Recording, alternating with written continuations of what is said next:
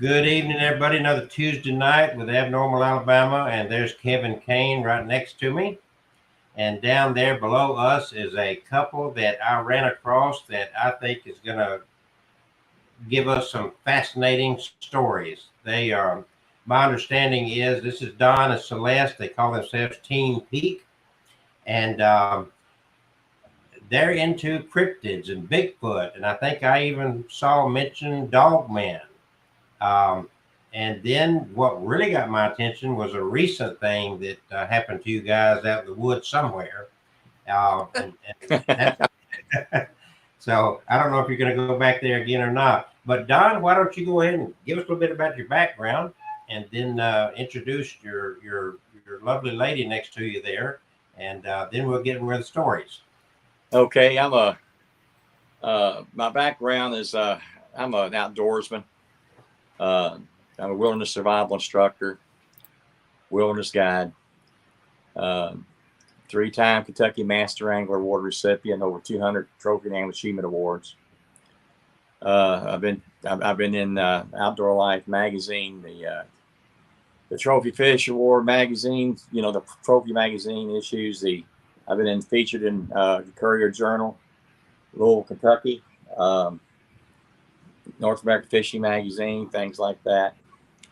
I've been part of the Zippo field staff, Berkeley, Select Angler, and what have you. I've been all part of that. And 19 years ago, in July, I was fishing a mountain stream in southeastern Kentucky, and for smallmouth bass. And I ran into 3 Bigfoot. And I had never seen Bigfoot before, never had any interest in Bigfoot whatsoever. I was one of these guys that if you've seen something on TV, I'd turn it to another channel, you know what I'm saying? And you had no interest in it whatsoever. No interest in it whatsoever. Thought it was a bunch of crap. And but anyway, after that, it changed my whole life. And so I tried to get some answers from the Bigfoot, what do you call it? The establishment. And they were no help at all because they had no idea anyway what Bigfoot was about. And I got stupid statements like, well, Don, you seen a tree stump. Don, you seen 3 giant naked hippies.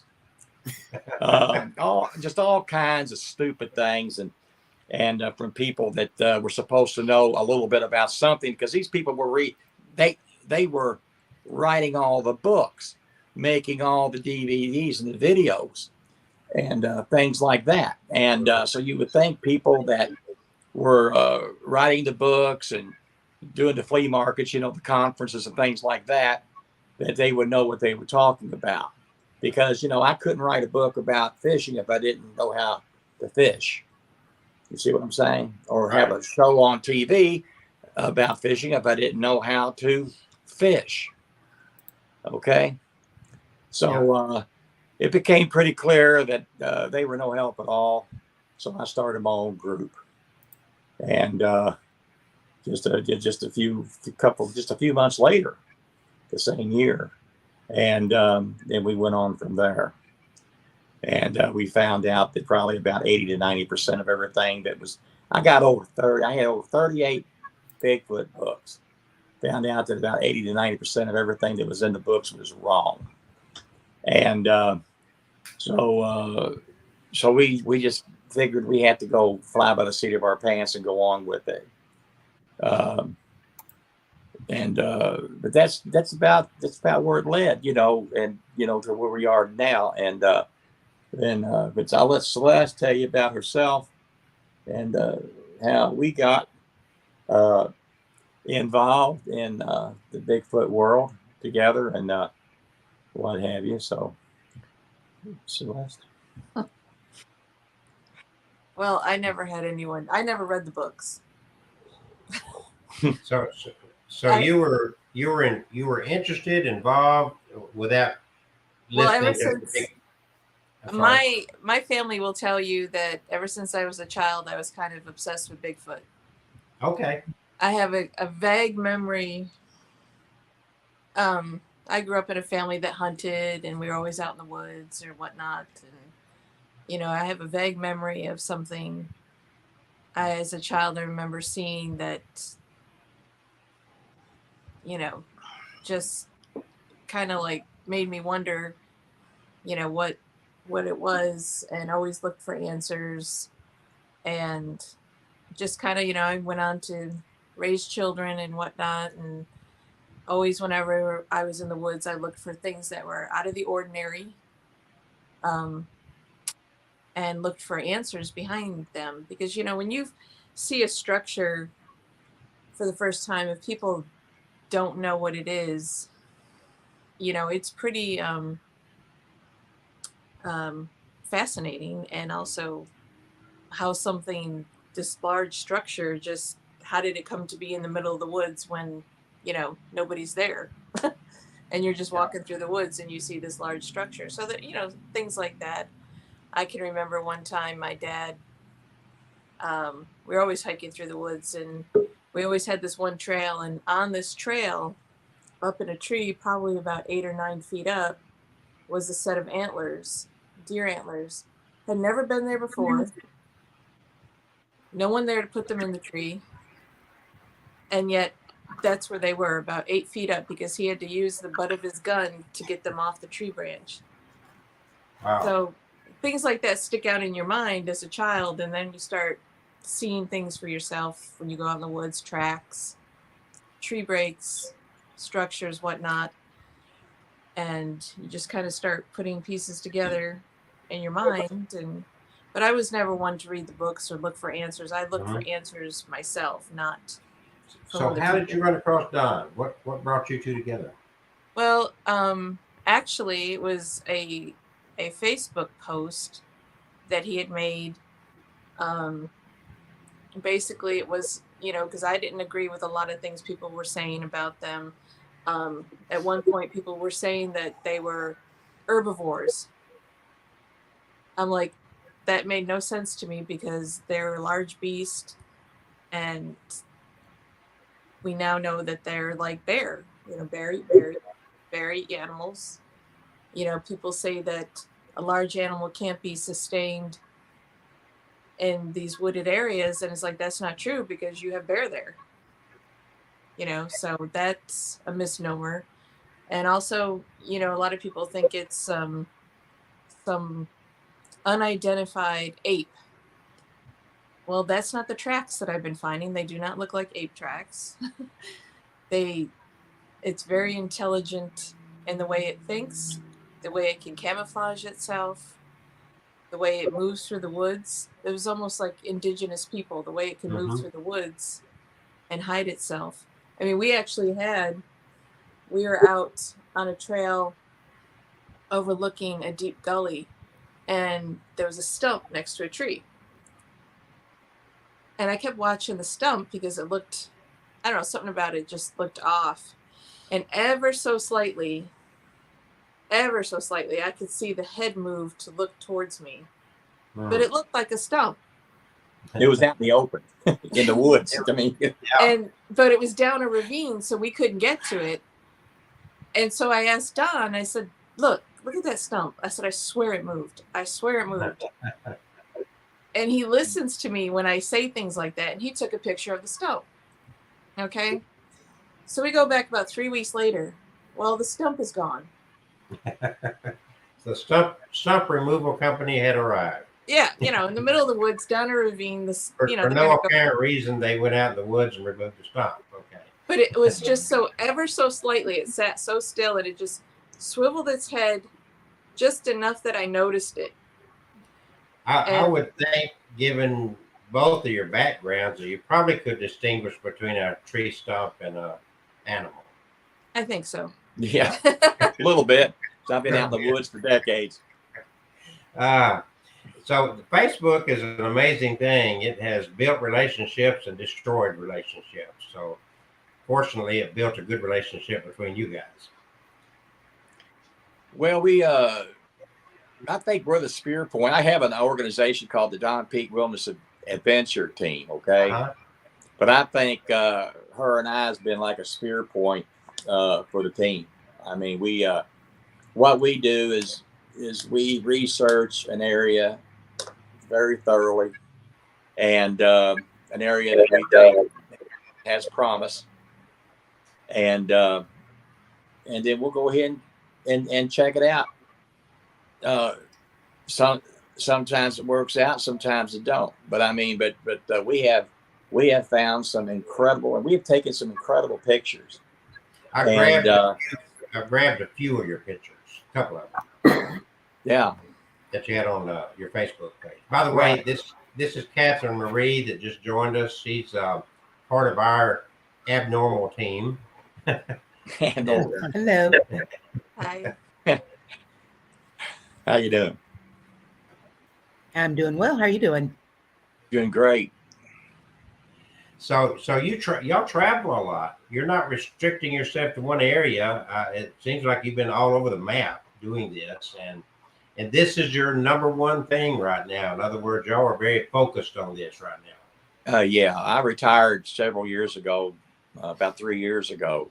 Mm-hmm. I put a lot of time and effort in it anyway, and fortunately, I had a job that I could do things like that, and a career, and what have you. And then since I've retired, then Celeste and I have traveled here and there, and of course, a lot of people want to know where we go, and we don't tell them where we go, and because we put a lot of time and effort in this. We don't, I mean, we might say what state we're in or something like that, or we may even say what national park we're in, but I'm not going to give the longitude, latitude of where we're at. These people are going to have to do their own research. Well, and also you get a lot of people who don't care about the environment, don't care about the animals, who think that they are Bigfoot researchers and just rush out there willy-nilly, and I mean, we were staying someplace that we've had a lot of activity. Somebody in the middle of the night was driving their truck really loudly and screaming from the top of their lungs, like trying to do Bigfoot calls from their truck as they were driving down the road. And it's just like, what is that going to do? Yeah. What is that going to do for research? Nothing.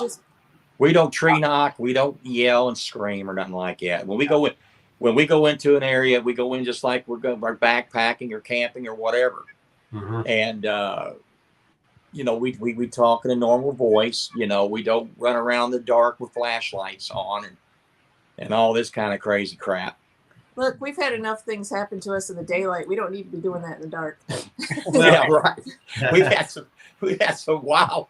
I'm talking some wild things happen to us. I've often said the same thing about ghost hunting and paranormal. They always have to turn the lights out, and all that stuff. It's like I don't think that spirits are concerned about light or dark. They're not. They're not. And I mean, if you're looking for Bigfoot at night, you're just making it easier for him to hide. Yeah. Look, it's like, I always compare it to fishing. Okay. If you're fishing a dead area, a dead location of water, I don't care what kind of lure or bait that you've got. Okay. It ain't going to happen for you. Right. These people, if you're looking for a trophy buck or whatever you're hunting or looking for, if it's not there, if you're not in a location or an area where they're at, it ain't going to happen for you. These people are looking for a lot of Bigfoot behind the neighborhood campground. I mean, come on. I mean, I've seen ridiculous stuff on Facebook and different things where people are like, oh yeah, the whole family of Bigfoot are living right behind the concession stand in the campground. I mean, come on. I mean, we all know that a Bigfoot could be anywhere. Okay. Would you suggest That's right. Would you suggest then that maybe Bigfoot's smarter than most humans? Yes. Oh yeah, yeah. I mean, it's ridiculous. Especially in the way it avoids humans and evades them. They don't Oh, why avoid us, do they? No, that's why well, I so said they don't even you guys look. do a lot of research to find the area you're going to focus on. And so you're doing a preliminary search like the Secret Service does before the president comes in town. That's very much how we do it. Is we will, if he will research an area, and if he puts me in the right spot, we will find the evidence. We complement each other. And if Okay. there's no evidence to be found, there's no evidence to be found. We Yeah. don't make it up. We don't make something be evidence if it's not. So You know, when you find the evidence and you find your location, do I understand correctly that you have other members of your team that go out with you to investigate from there, or is it just the two of you? What they'll do maybe later on is they'll follow up. It takes a lot of time, effort, and money Yeah. to do what we do. And, we don't believe in wasting any of the three. Okay. So if we don't find anything, there's no sense in having other people check it out. Yeah. You see what I'm saying? Yeah. And So it's just really like you'll watch a lot of these Bigfoot shows, and we always enjoy, where they, they're whispering at night, but they got the floodlights on and they're out there, with the blowhorn, and they're out there yelling about this and that and screaming and tree knocking and all this.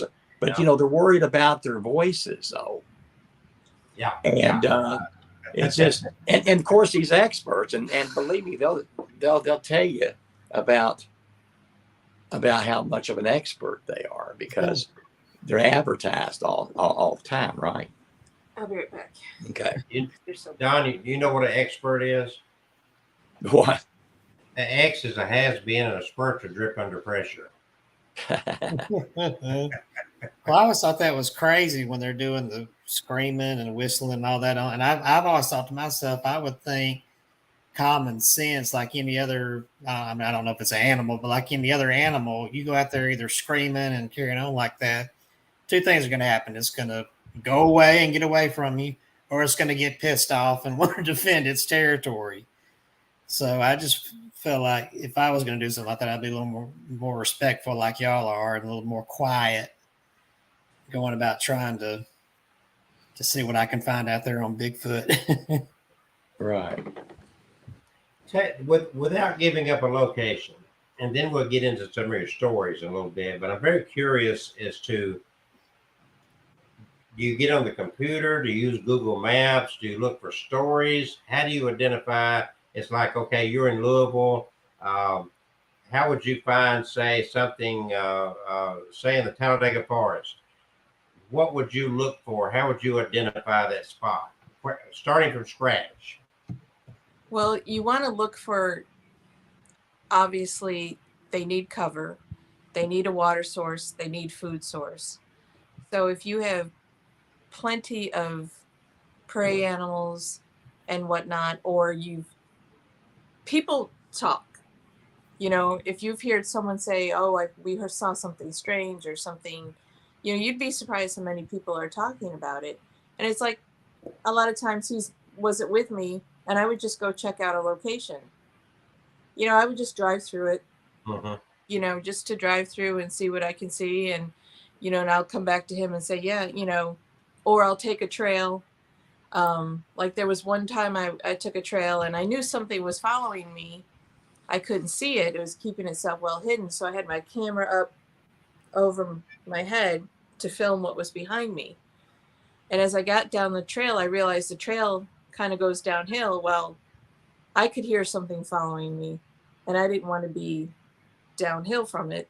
So I turned around to come back up the trail, and whatever it was booked down the side of the hill, like barreled through the trees.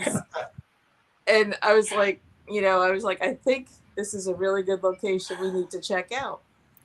And we have had every time we go back to this location, so this is where the tree stump was. as a matter of fact. Okay. So- The removed tree Yeah. stump. They got rid of the tree, tree stump. So, but we've had every time we go back there, there's an experience that we've had. So you know Evidence. when you go there, you're gonna be Right. something's gonna initially- let you know. Yeah, initially one of us will go in, like he's gone into an area, and he'll actually set up the camp before I get there, and he'll be like, "There's a lot of activity here. There's a lot of prints. There's, and then I get there and it just all breaks loose." So you through people just talking in a community, or maybe a newspaper article will post something locally about somebody says they saw Bigfoot somewhere. I take it you don't give a lot of credence to the Bigfoot groups out there. You're not No. looking for what they're saying. So you're No. looking for just general people in the community talking. Well, and we've actually had forest rangers Okay, good. tell Good. us. Yeah. And we even had a woman who worked for the forestry lean into us and say, "Let us know if you find anything out of the ordinary." I got you. So I'm So- sure that you guys probably are well respected by forest rangers and whatnot, because number one, you're respectful to the environment, Right. and from what I've gathered, and correct me if I'm wrong, I don't see that you're trying to create a YouTube channel with 1 million followers and have a Patreon account and raise a lot of money to do this. We don't sell anything. So you're not trying to turn yourselves into celebrities over there. No. No, they make me sick. Yeah. You know, So all celebrity those enough. things added together, to me, would give you a lot of respect with the authorities. Let me say, Well, we have some rapport with several forest rangers. So that what they do is they give us intel because they know we're the real deal, and we Yeah. give them intel back. And what really gets me is you see on TV the experts, and they'll say, "Well, is this a Bigfoot track? Is this a Bigfoot structure?" Well, don't they know? They're experts, right? So I mean, But it's just the whole thing is just it's a money making scam. Travel Channel is not going to pay you if you're boring. Well, we've never been boring, but we don't need the travel But channel. they're always going to build it up. It's like any of the ghost hunting and all that. It's over the top stuff. And the reality, from my experience and anything I've done in paranormal, if you will, most of your time is pretty boring. It's like being a detective, and you do a lot of sitting and waiting, Right. listening and watching, and then when you get something, it's a pretty profound thing. But you got to be very patient, and you can't be knocking on trees and yelling and screaming and blowing horns. I saw You know one on what? TV. The Bigfoot are going to knock anyway. I mean, like if you're in a Bigfoot area, a Bigfoot location, Bigfoot are going to knock on trees. That's what they do. I mean, you don't have to do that. I mean, it's just If they're there, they'll let you know. yeah, they'll let you know. So when you identify this area, one of you has heard a story, and you go into an area and you think, oh, there's plenty of life here. There's plenty of coverage. There's water. Everything about the terrain is exactly what some big cryptid would need to survive. Right. And then you say, well, we're going to go back there. We're going to pitch a tent and spend a couple of days, I guess, and see what happens. Oh yeah, Yeah. absolutely. So- Several days and nights. And we do it So- in the winter. We do it all 12 months a year. Don't we? Well, that's the winter's my favorite time to go camping. People think I'm crazy, but I've camped in 27-degree weather where trying to fold your tent up the next morning, it was crispy, Yeah. But I can't sleep in the heat very well. Right. We've been out there.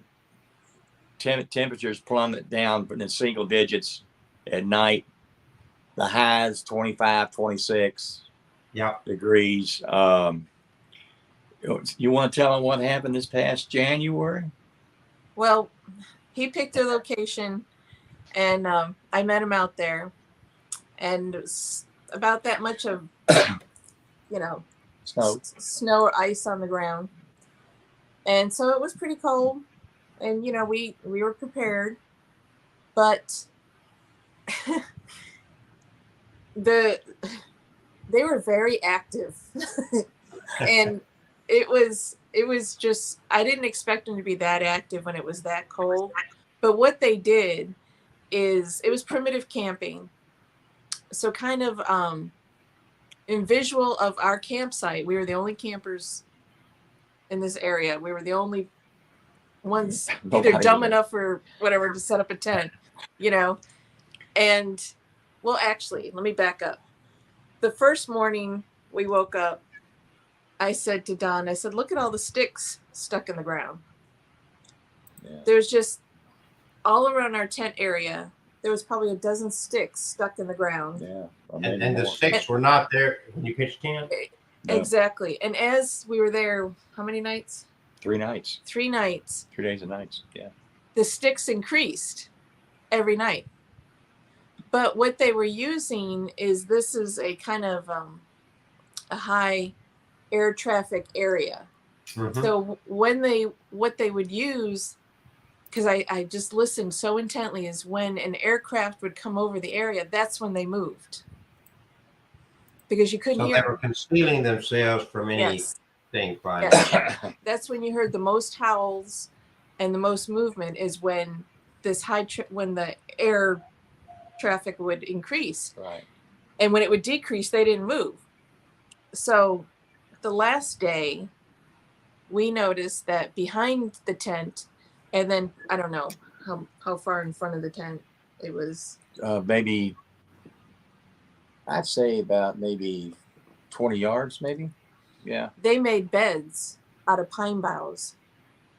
Now in these two, And this was close enough to where you're primitive camping. Mhm. yes, You and if I understand your guys' process, you have already scoped out this area, so you know what was there and what was not there. Anything that changed, you're going to be very aware of it. right. And we always check out, when we set up a tent, we always check out the surrounding area, because they will do that. I mean, we can just go on, but this particular time was the sticks stuck in the ground, and it ended up being a perimeter around our tent when they stuck the sticks in the ground. It was almost like a perimeter that you don't cross. Were they trying? Do you think they were trying to tell you guys don't come out of your tent? What was the purpose? Would you surmise? Well, it was almost like a barrier, and what made me think even more so that it was a barrier is when they made the beds. There was one behind us and one in front of us. And the one that was in front of us, there was a porta potty, and one of the sticks was stuck in the ground between the bedding they put down and the porta potty, and it was a pretty significant stick. And the thing about this bedding, where they placed it, there was no pines. They brought these So they pine had to boughs. bring in. Yes, so they didn't have to sit their butts on the cold ground, because in the one bedding by the porta potty, you could literally see a butt mark And it's track. and its tracks. And they also behind us, behind Yeah, the tent. yeah, that's Yeah. So when you guys are doing this, I'm gathering that you guys are sitting back and just listening and watching. You're not banging on trees. You're not going hoop, hoop, hoop and all that stuff. You're just chill. No. You're just very relaxed and very chill and just waiting. Yes. And that's how we discovered they were using, well, there was one long, mournful, really long howl. And I was like, and it kept going on and on and on. And I looked at him, I said, what is that? And he goes, well, that's a Bigfoot. But it sounded almost like a song. It was very long. And I paid attention to the timbre of it and the sound of it. So I kept hearing it get closer and closer. Like I said, when the planes would go over, I could hear it like in the background. And so I'm like, it's getting closer. And I kept telling him, I said, it's coming closer. Yeah. It's moving in on us. So did you hear it, Don? Oh yeah. I mean, yeah. Oh yeah. I mean, it was just it's pretty incredible. I mean, it just we have had Bigfoot come into our camp. We've had them unzip a food tent and get food out of the tent. Okay. And we've had, oh my gosh, just all, you name it. I got Well, this last time they took his cookies. yeah, she made some peanut butter cookies and So we do have a genuine cookie monster in the woods. Yes, that's what I said.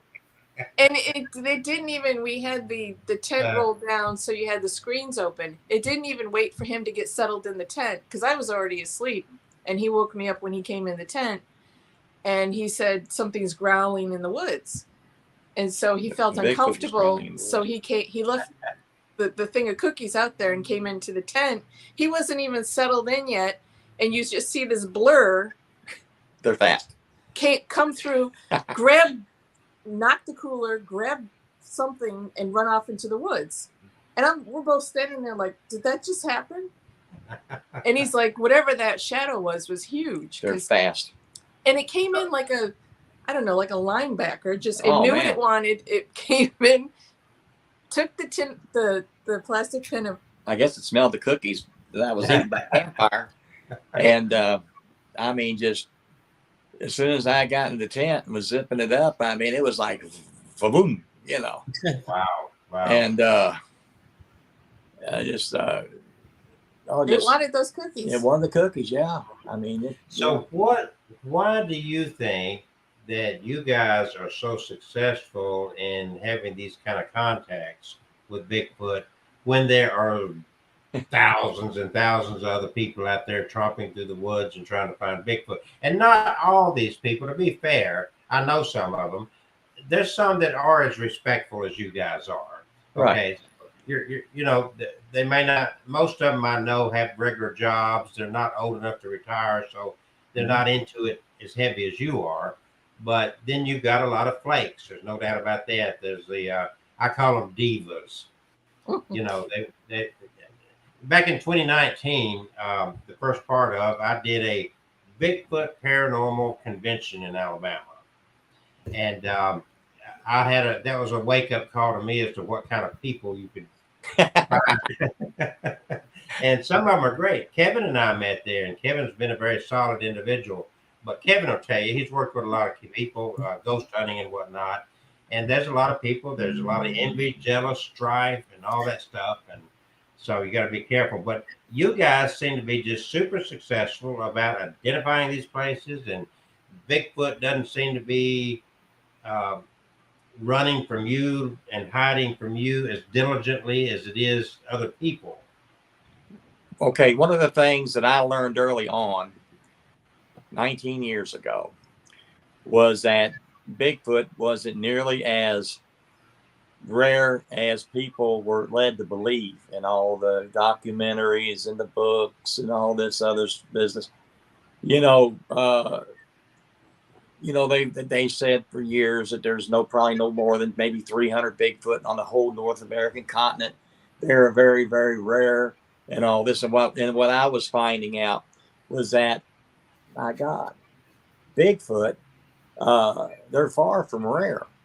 They really are. And I mean, so I remember a few years ago, I made a statement on Facebook saying that my personal belief, I believe that there's at least 50,000 Bigfoot on the North American continent, maybe more, maybe many more. People, they watch too much TV. No kidding. We hardly ever watch TV, do we? No, I don't watch the Bigfoot shows. Yeah, she don't even watch the Bigfoot shows. We stay away from Not anymore. TV. Stay away from all that crap. They don't put anything on. Do you think they're going to tell you anything on TV? I mean, it's like the news, Absolutely, it's for profit. If they can't bring in the advertising dollars, and it's got to be exciting, it's got it's entertainment, 100%. Well, and what makes us different is, we go out there to enjoy ourselves. We have a ball. You were nature people before Bigfoot came into your life. And I think they recognize that. you know, I think they can kind of tell who's genuine and who's not.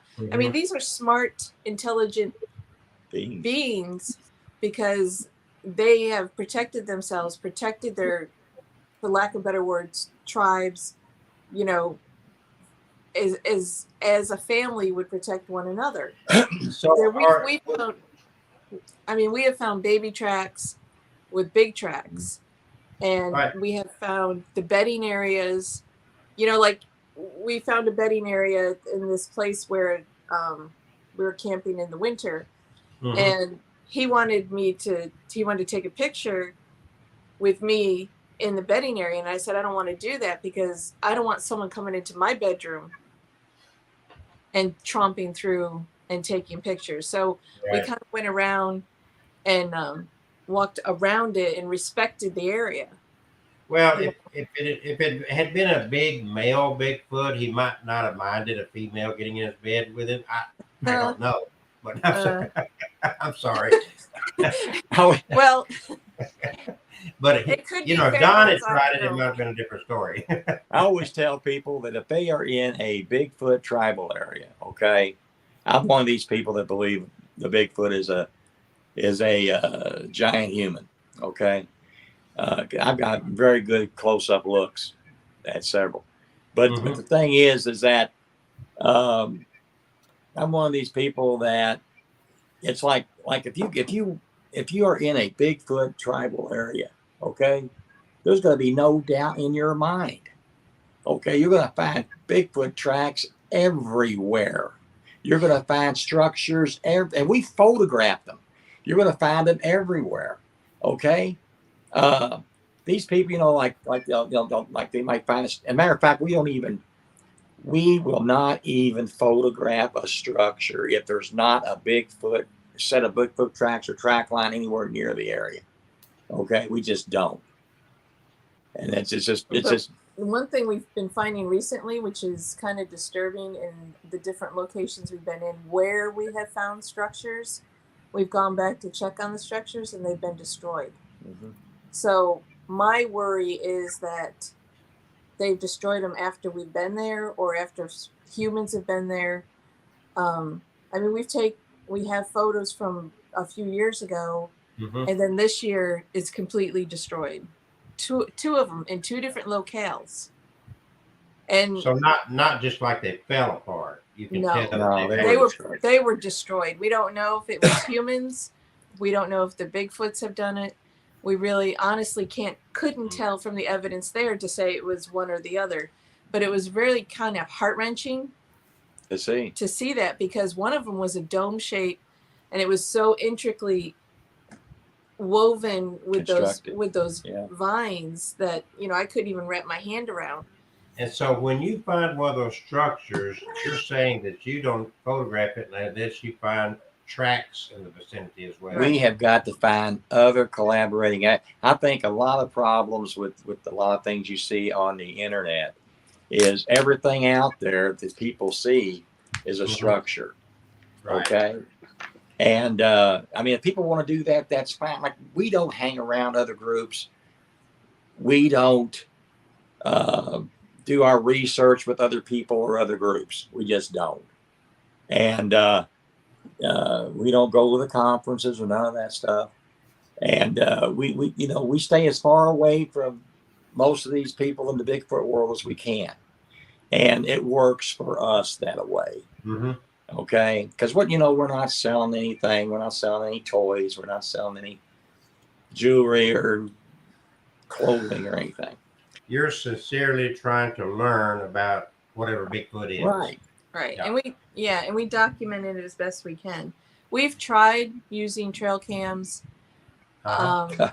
We've been through. Good luck on that.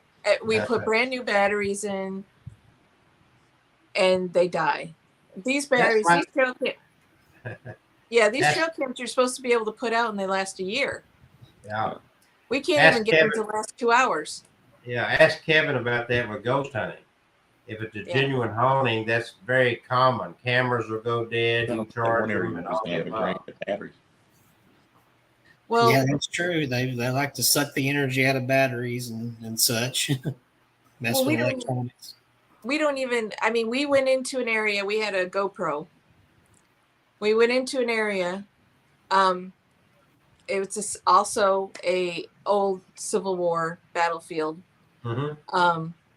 We went into an, see, I don't do the paranormal, but it comes and finds us, as you've seen on the story. It just kind of finds us. I like Yeah. the paranormal. You like the I'm paranormal? Bigfoot.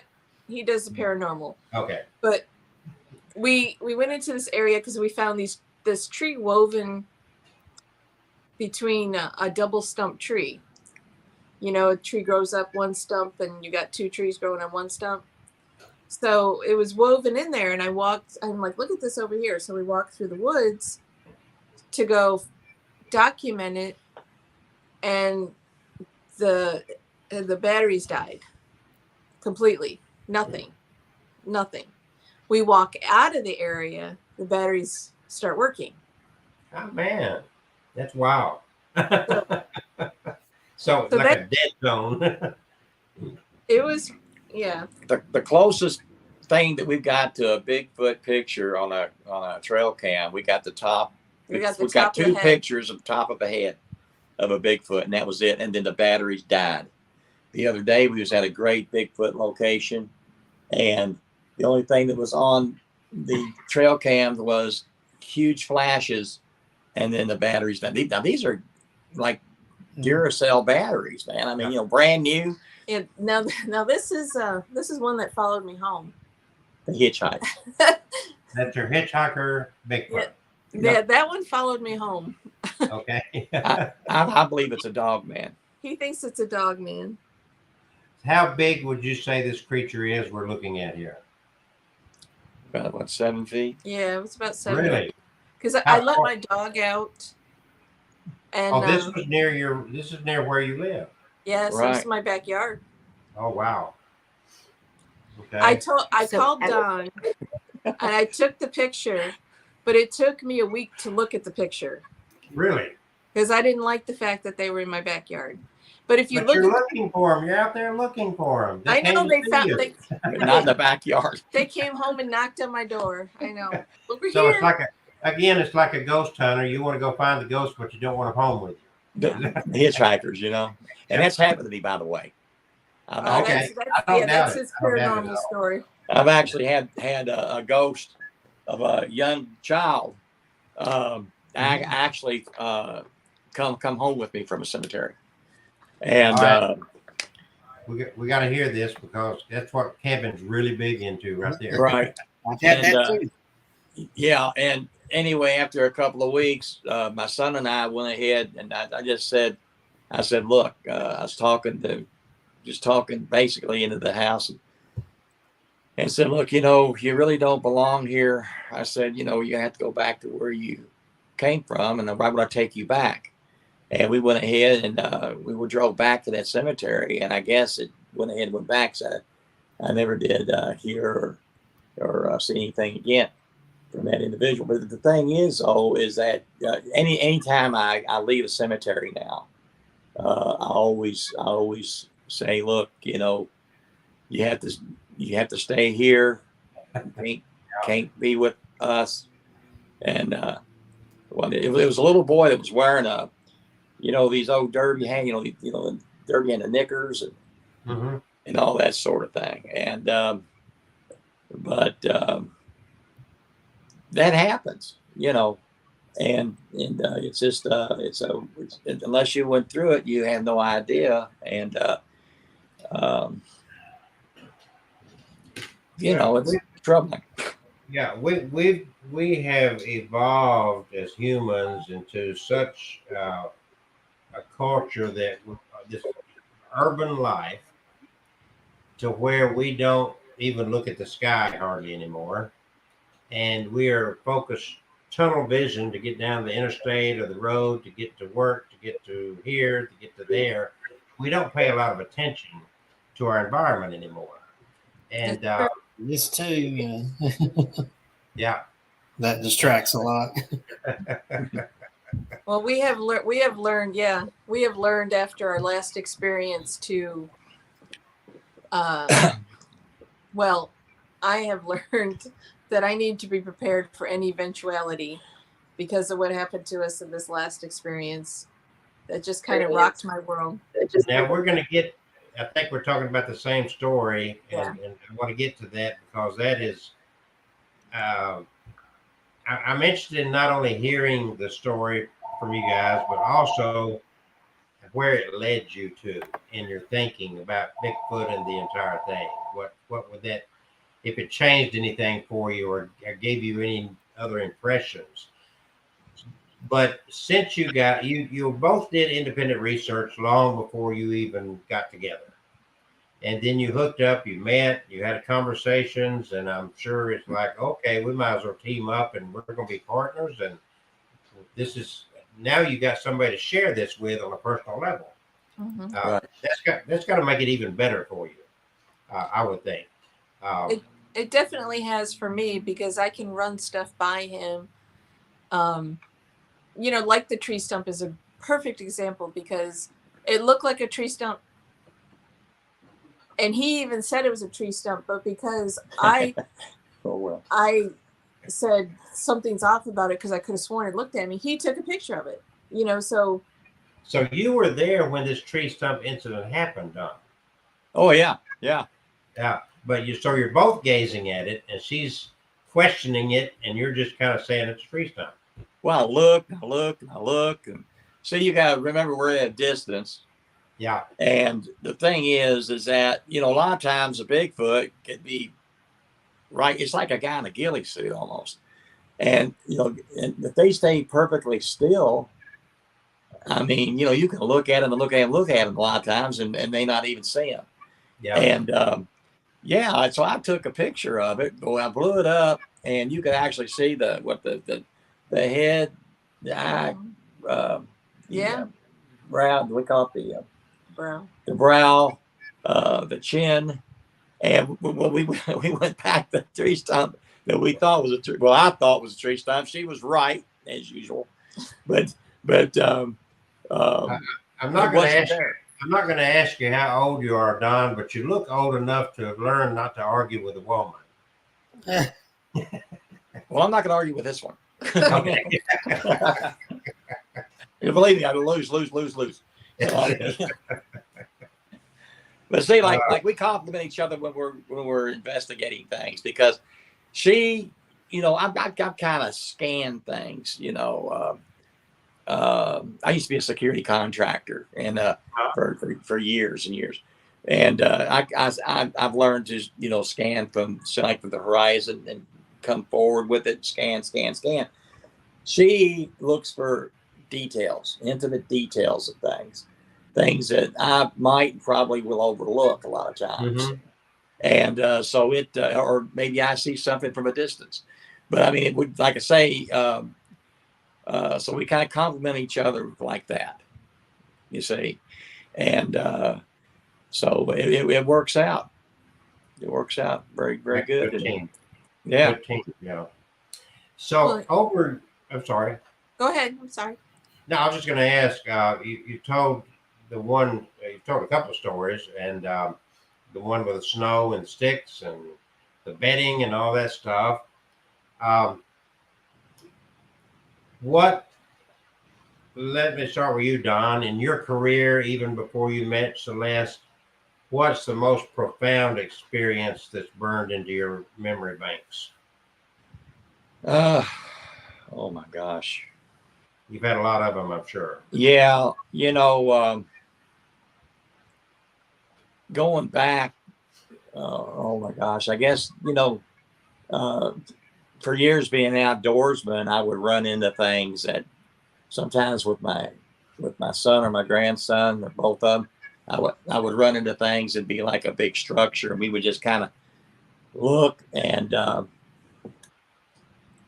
just scratch our heads like, who in the world would build something like this? Well, the area where I first seen the three Bigfoot, was one of those areas where, you know, for several years I had seen things but didn't put two and two together because I didn't believe in a Bigfoot, anything like that. Okay.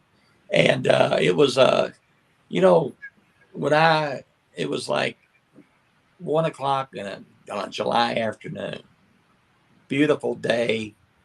The humidity was down, and I decided to walk downstream to see if I could find, deeper pools, maybe catch a little bit bigger fish. And I was just wading downstream. Now, on both sides of this stream, there was no trails. Okay. So I get down there and I caught a limit of fish and I was getting ready to head back. And all of a sudden, man, big stone hit the water. Another one hit the water. Another one hit the water. So I looked up and here's another one catapulting towards me. And I'm looking towards where it's coming from. And there's these three huge silhouettes. Two are inside the tree line and one standing outside the tree line. And I'm like, my God, what is that? I mean, I'm looking at something that's at least 8 foot tall, weighing hundreds of pounds, even with, it's covered with hair over probably 95% of his body is, I mean, just incredibly massive, symmetrical, and muscular. And being a former competitive bodybuilder, and everything, I used to own a gym, I mean, my God, this thing was just incredible, and I thought, well, could that be what a Bigfoot is? And so, I mean, that's what got it for me. But throughout the years, I found all kinds of structures and tracks and heard the Bigfoot and just different. One time, me and a couple of members of my team was in this one area, and right out of nowhere, these two Bigfoot come out in this field. They didn't see us. We were up in the woods, and there was this field about the size of maybe a backyard. And but I guess that when they did see us pretty quick, and then they just stepped back into the trees. But I mean, just different things like that you noticed throughout the years. So how many years again has that been? That was 19 years ago this month. Okay. So in your 19 years, do you have a number of actual sightings? Can you say, well, I've seen Bigfoot 12 times, or? I've gotten glimpses of them, maybe I'd say throughout those years, maybe 8, 9 times. Okay. Glimpses. So Celeste, on your side, what would be the most profound sighting you've had of Bigfoot, or an indication there's a Bigfoot, besides the snowstorm? Well, I'd have to go way back to when I was a teenager, because I grew up in New York, very rural. Most of New York looks like Tennessee, Alabama, very rural, and people don't realize that. They think of New York City when they think of New York. Yeah. Right. And most of it is very rural, very rural. Yeah. Very wooded. You have state land, you have state parks. So this particular time was at a series of man-made lakes, and I was walking across my uncle's property, very nobody's back there. There's a road that goes to a lake, and I was with my dog, and I'd done this, I don't know, hundreds of times. Walk from one lake through the woods to the other lake, across my uncle's property. Never. I had a big Irish setter, and I'm walking down the wooded road, and just like something hits me in the leg, and I look and there's a stick, and I'm like, what is that? So I'm like, stick just hit me in the leg, and he gets all alert, and he starts looking in the woods, and he doesn't bark, he doesn't whimper, he doesn't growl, he just backs into me. He literally backs into me to push me back. And I was like, what's going on? And I didn't see anything. And I looked and I scanned. You know, my dad was a hunter. My uncles and cousins all hunted. You know, you were taught from an early age, you know, to be aware of your surroundings. And he just pushed me back and pushed me back. And he wasn't going to go any further. And I was like, okay, you know what? I'm going to listen to you. And we're going to go. Because, you know, you get that feeling that comes over you. Was it a German Shepherd? Yeah, well, no, this was an Irish Shepherd. I have a Okay. German Shepherd now. Ari, my German Shepherd now, is the one that found like 2 structures for us. Oh yeah. Yeah. My experience is I love shepherds. They are a good dog, and they are Yeah, this was an Irish Setter. Yeah. He was, yeah, and as he pushed me back, more sticks started like whizzing, you know, past So my head. Don got the rocks thrown at him, and you're getting sticks thrown at you. Yeah, Well, we've had sticks thrown at both of us and Yari. yeah. Okay. Ari, I don't bring Ari anymore because he's had rocks thrown at him, and it's almost like he can anticipate them. He knows they're coming. He'll Okay. back up or he'll jump back, and the rock will hit like right where he was. Uh-huh. So he knows they're out there too. You know, and like I said, he found 2 of the structures that we found in a habitat, and I mean, he led me right to them. Wow. And it was, and one of them was like through the woods, and I said to Don, I said, that looks like a structure through there, and he goes, no, that's just a downed tree. And I said, I don't know, Ari wants to go check it out. And sure enough, it was a structure. Wow. You know, and it had I mean, there were prints and all kinds of evidence around it. But you know, I've learned to listen to the animals. And if everything, and you know this, and most people who've been out in the woods know this, that if everything goes quiet, there's Something's a predator. wrong. Something's wrong. Yeah. You need to leave. Yeah. Something's not right. Yeah. Too And- quiet. No crickets. No birds. It's Yeah.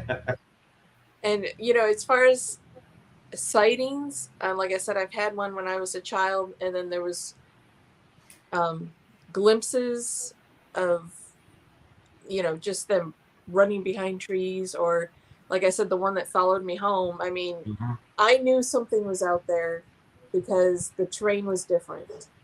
The visual I had of looking out had changed. So I took the picture, called the dog back in, and I called Don, and he's like, well, send me the picture. I said, I don't want to look at it. I'll send you the picture. You look at it, but I don't want to look at it. And sure enough, you can see the arm so clearly. You know, you can see it so clearly. Now we are moving right into the end of the first hour, and I want to really start digging into this phenomenal happening, is what I'll call it. The post you made on this was recent, July 12th. I don't know when the event happened, but that's when you made this post on Facebook. And it you refer to it as a rift, ? A portal, dimensional shift, shook me to the core. I did get nauseated and a sharp pain in my head right before the incident. I'm assuming you're saying that. And then your son found graffiti written in different ways, was one word, and that one word was alone. Am I reading that correctly? Correct. So that's paranormal, Celeste. I don't care how you paint it. Yeah. It Now- seems to find me. So I want you to tell us that story in detail, because there's a lot of reference made to an event, but I didn't tell what the event was. But then after we hear the story, I want to know if that, because there's been a lot of speculation, or some speculation, that Bigfoot could be some kind of an alien, or could be in a dimensional shift and that sort of thing. So tell us the story, and then we'll get into that conversation. Okay. So Don had abdominal surgery. My son wanted to go with us on a trip. You know, he kind of is into the oddities of different things happening, and he's been my sons have been around, and weird things have happened when they've been around me and whatnot. And he kind of wanted to. She's a magnet. He kind of Well, wanted to. she got you, didn't she? Well, the thing is, if she says something isn't right, okay, then my head's on a swivel because I'm used to her by now. Let me tell you. She got you. Yeah, okay. Yeah. So he wanted to kind of do the, he's a teenager, the urban thing of abandoned buildings. Well, I didn't want him to do that on his own, his first time doing it by himself. And so we knew from researching Bigfoot habitat where we could find an abandoned building. And I thought, you go with me. I feel better if you went with me versus going with anyone else. Right. So Don stays at the car. Well, Don can tell you his part, and I'll tell you from my part. My son and I. You're different places is when this happened. Okay. My son and I enter the building. We walk around. We look, we examine. We haven't posted this picture yet, but there's stairs going down, and I snapped a picture. And then we kind of went to the back of the building. I said, he hollered in, and I said, we're on our way out. And so as we came back around, we saw these other stairs. And I said to my son, we're not going downstairs. We're not doing that. And then he said, I heard something over here. So he kind of went back to where this hallway was that went off into rooms. And I said, stop. I said, I feel queasy and my head hurts. He was okay. He goes, well, like I said, he's my son. He's been around me long enough. He goes, that means we need to go. And I said, yeah. I said, Don's been waiting on us because it's been a couple minutes since he hollered in. So we leave. She gets upset over this. I do too. This is very profound. This is very heavy. Okay. Yeah. So we exit the building. Where I left Don was no longer there. My son I went to the right side. He went as we were facing the building. He went to the left side. I went to the right side, hollering for Don. He hollered for Don. I hollered for Don. He's not at the car. He's not in the car. I turned the car on or turn the lights on and off, hit your key fob, so your alarm, come on and off, which he wouldn't have been able to get in the car anyway. Hollering for him. I called him on the phone. It automatically went to voicemail. I regrouped with my son in front of the building. I said, look, we stay together from now on. Something has happened. And I felt it in my core. And I said, we're going to go down around the building because there was kind of steps. And this is near a river. So on my worst nightmare, tried to do something, fell down, rolled down into the river. I scanned the tree line. I didn't see him. My son is scanning everything. We're both hollering for him. So we go down around the building, and that's where we see the graffiti.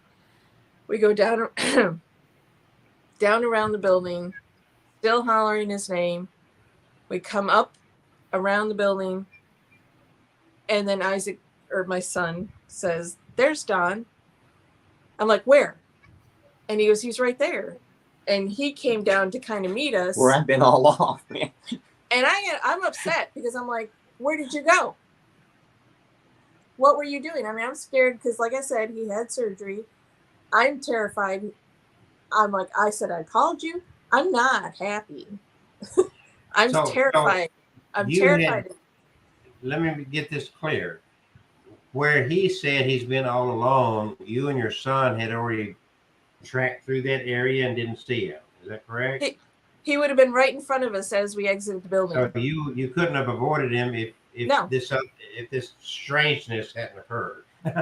No, there's no way he could have missed us exiting the building because he was at the front of the building. Yes. He never saw us exit the building. We never saw him as we exited the building. So how much He time didn't- transpired here? He didn't hear me holler for him. Right. He didn't hear my son holler for him.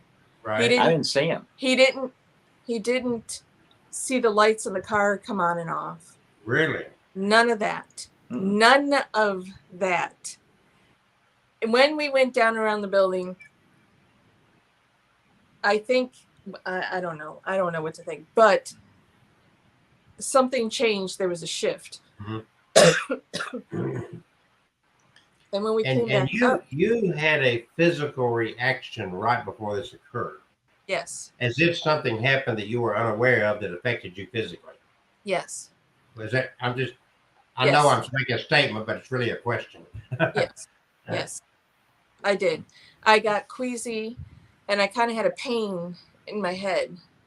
But and that's why I said to my son, I said, we need to go because I got, I've got a queasy feeling. I got a pain in my head. And he goes, well, that means we should leave. And it wasn't until later when we were dissecting what happened that my son said to me, do you remember you got a pain in your stomach and you got queasy and you had a pain in your head? And I was like, oh my goodness, you're right. And that must have been the moment where it happened. I don't know what brought it on. I don't know exactly what it was. So your son was the first to see Don before you did when he reappeared. Let's say reappeared.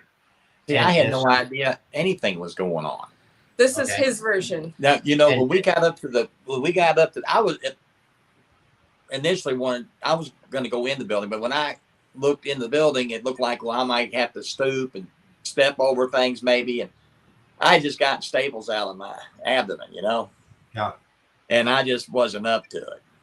And so they told me they was going to go on in. I said, well, all right, I'll wait out here for y'all.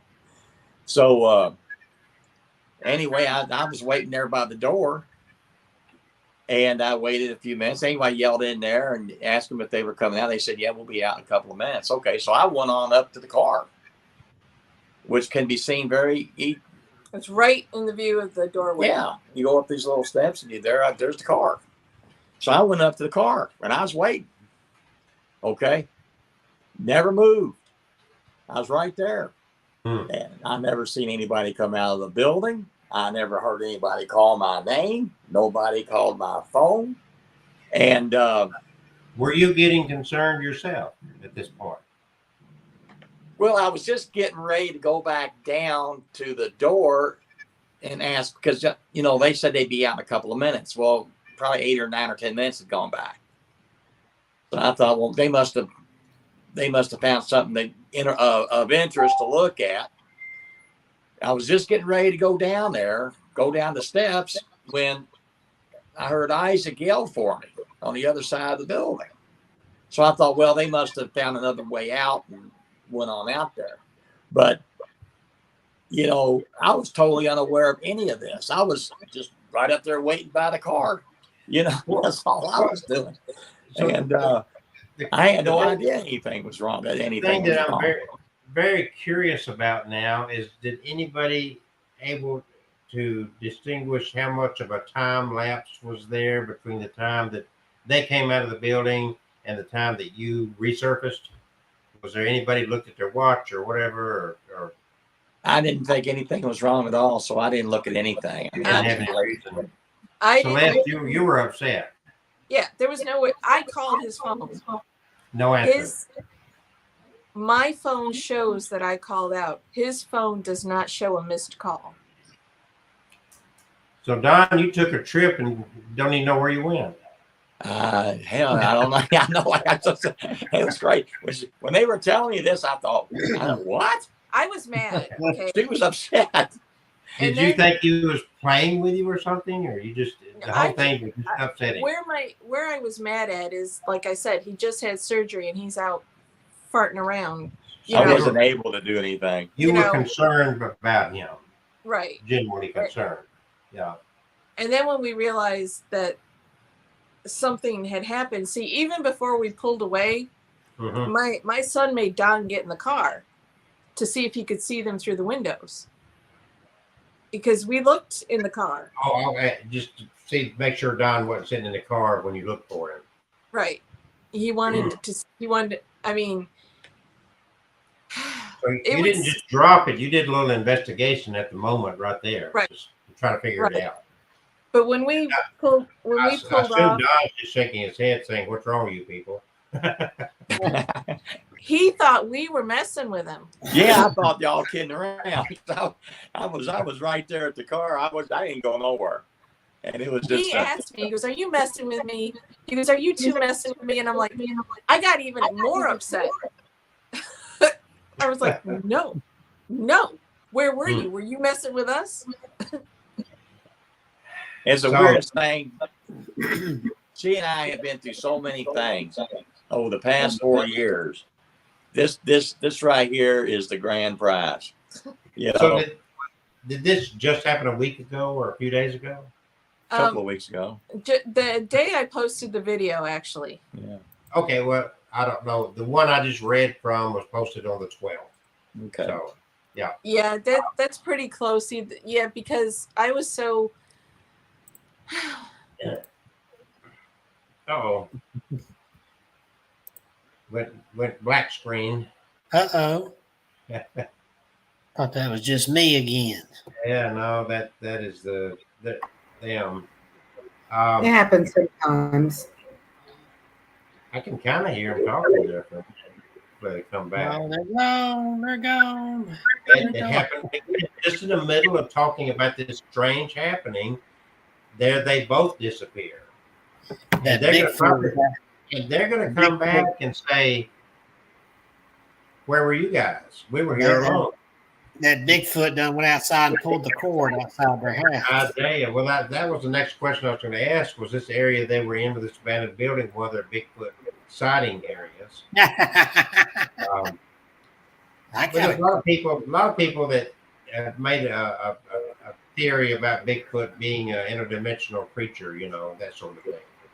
But they have totally went. Let me see if they're messaging out. I've had a couple. Let me see if I let them know just to log back in, or I've had a couple of encounters that might have been Bigfoot. One I'm thinking was.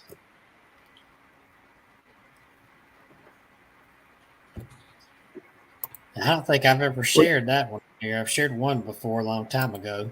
that my internet may have gone down. I don't know. I'm just looking. It don't even show they're on the internet at all. Up there, they are Team Peak. They're back. There they are. They're coming back. It's white screen, but they're back. They're in the twilight zone. I don't know if you guys can hear us or not, but this is very strange that this happens in the middle of this strange story. I think you stirred up something there besides Bigfoot. That's It's just the wheel of death going around. it is the we're not gonna let you in. We're not gonna let you in. Caught up in a portal to something. Need the Twilight Zone music while that's going on. What is she saying there? I'm all about Bigfoot. I'm all Okay. about some Bigfoot.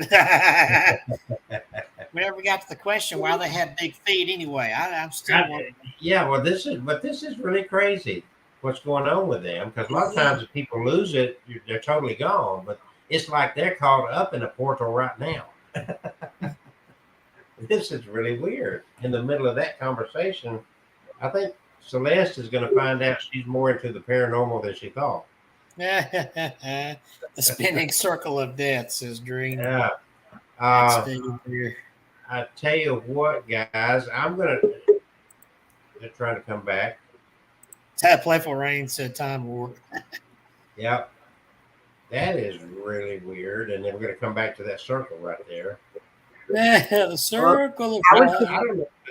don't know if they see us, hear us, or whatever. This is really wild. Kevin, I'm going to step out. Kevin, I'm going to step out for just a moment. And it is a few minutes after 8. Go ahead and talk about your books and whatnot for a minute. And I'll Okay. be right. If they come back on, just start up the conversation about the time warp, I guess. And I'll be right back. Okay.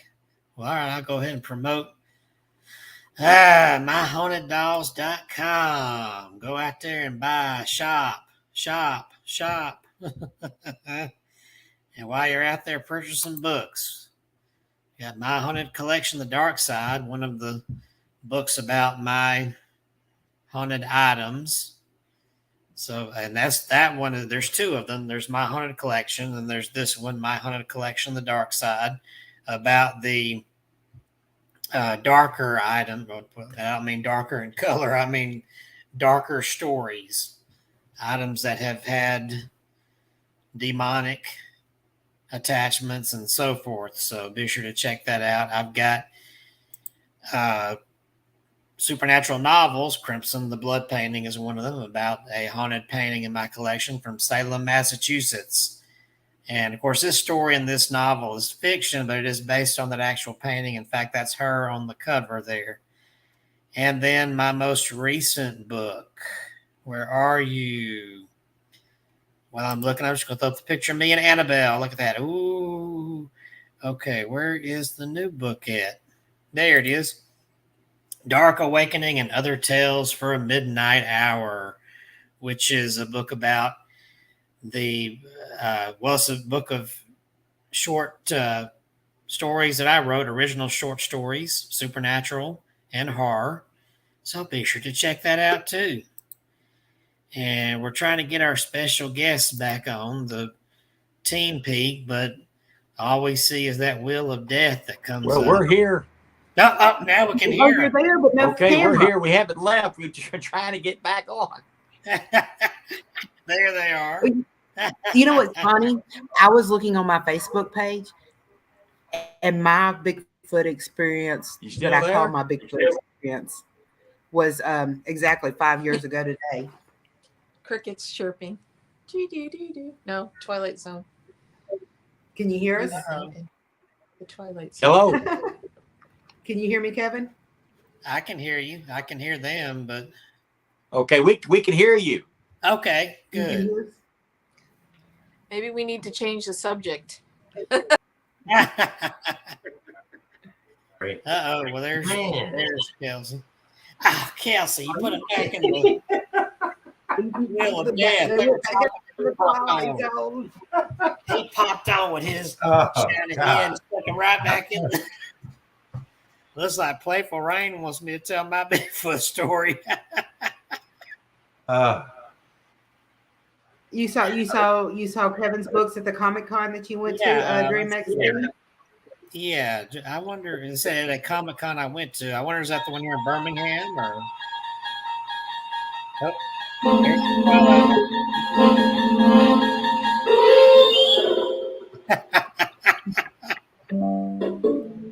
looks like Comic-Con where you saw Kevin's books.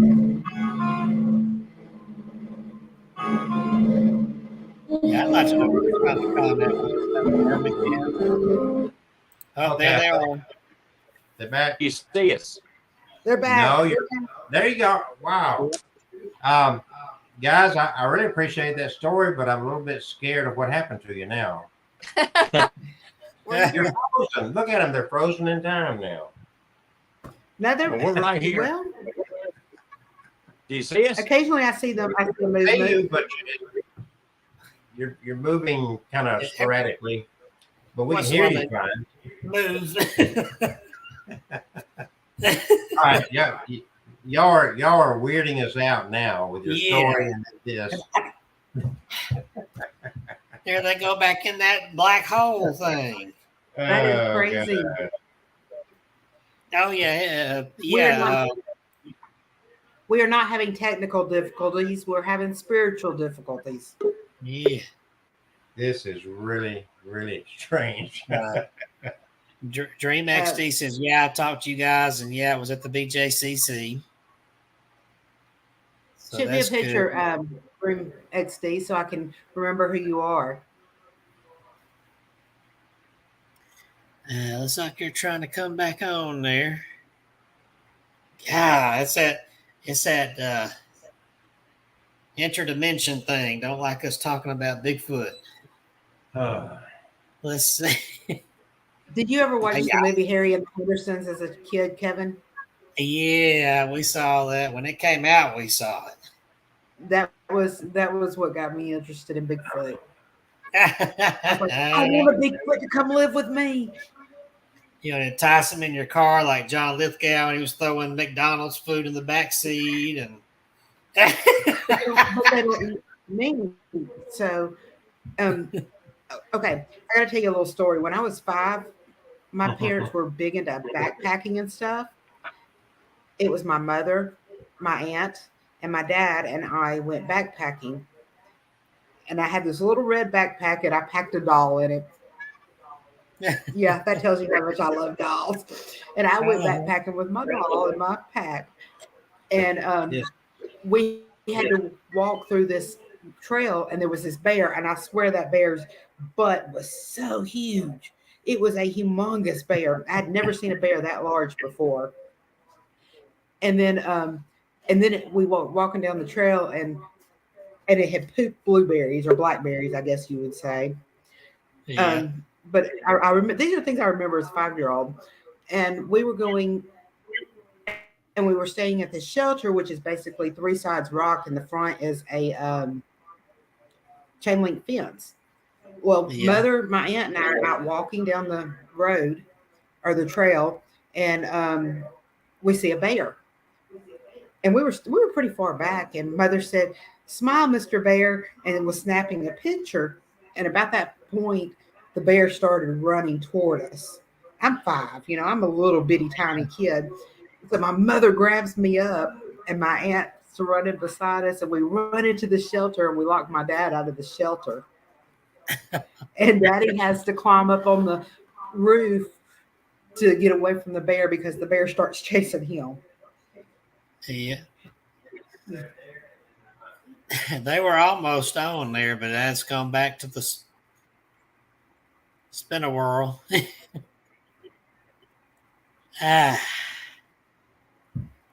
Man, oh man, they just don't want to come back. Yeah, I was going to say I had an encounter in my backyard over here, and at that house I lived in Westover, out there. Oh, here they come again. Let's see. Look, now that you say that, when I was a kid, we had the rabbits, and they were in the very, very back of the yard. And my parents have quite a few acres over in Westover. And I was walking. I would go back there. I always felt like I was being watched. I always felt like I was being watched. Well, I'll tell you, this was probably 4 or 5 years ago when I was sitting. Well, I was doing something in my backyard there at that house. Y'all been there before at that Westover house. And I can't remember what I was doing, some kind of work in the backyard. It was getting dark, and I had a floodlight that I would cut on, but I didn't have it on that afternoon. So it got dark before I knew it. I think I was on the phone with somebody walking around the backyard, and it got real dark. And I said, I need to get inside. And all of a sudden, I'm hearing like large footsteps in the woods there, right there at the edge of my backyard. And of course, dry leaves rustling. So I'm thinking, uh-oh, some kind of animal. Of course, my first instinct, my first thought is it's a bear. Oh, boy, here we go. I'm going to get mauled alive out here in my own backyard. And my stupid self, if I just cut the floodlight on, that thing would shine out the whole, backyard. Well, why are you stupid? I don't know. I'm not there to argue with you. The thing, whatever it was, stops at the edge of the backyard, and it's. I feel like I'm being stared at, and I'm looking in the direction I heard it stop, and all of a sudden I hear this heavy breathing, like, and it's coming from like way up, like whatever it is tall. I'm saying like 8 feet above, and it's probably no more than 10 or 15 feet away from me. And it's pitch black. I can't see it. And I'm just frozen in place. So I start slowly backing up toward the back patio where the back door is, just slowly. I think I think to myself, if I just stay calm, don't panic, I'm sure whatever it is going to leave me alone. Maybe it's as alerted by me as I am of it. And I just kept hearing it making that noise, you know. And it's kind of, like I say, it's coming from way. This thing had to be up there. And so I back all the way up to the back door, and I scramble in the back door, and I turn the floodlight on just in time to see some branches moving out there like something had taken off. And I look down, there's a big bay window there in the kitchen dining area right next to the back door. And my cat is perched up in the windowsill looking out there in the same direction, you know, eyes wide. So I wonder, you know, I said, I don't think that was a bear. A bear don't make noises like that. And I don't, a few people have said, well, maybe it was a deer. Deer make noises like that. Okay, well, sure, if it was a regular level, even a buck could be a bit tall, but way up here, like 8 feet tall, I don't think that was a deer. So I wonder, was that a Bigfoot? I don't know. I could not see it. And Catherine Marie took off when I was starting my story. She's got to take care of something. Oh, okay. But I was going to see. Did she This know is anything? yeah, it is very, very interesting. What's taking place, because we went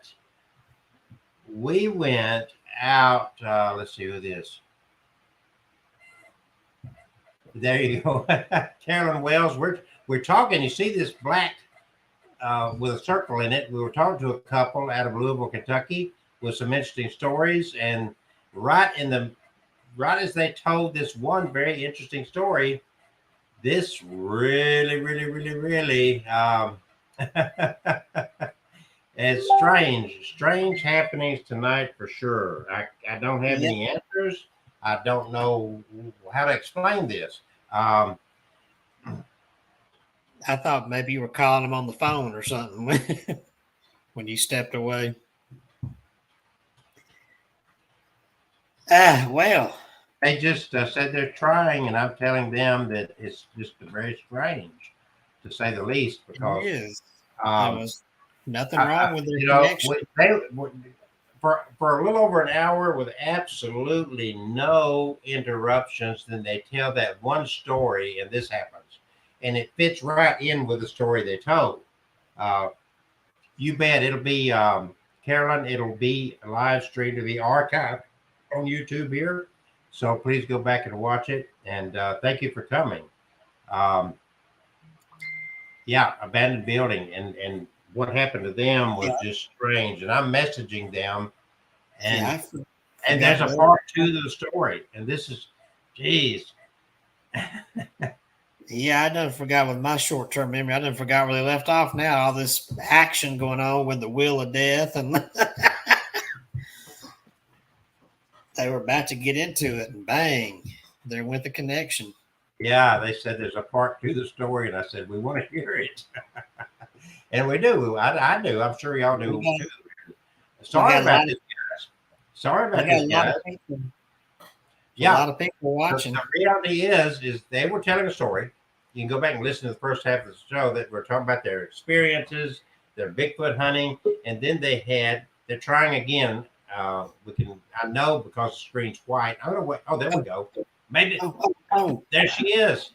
Celeste, welcome. We're back in this dimension.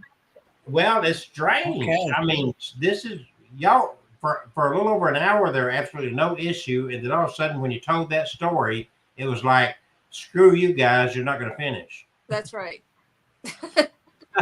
And now Don has vanished. Are you sure he's there? Don is here. Okay. Here I am.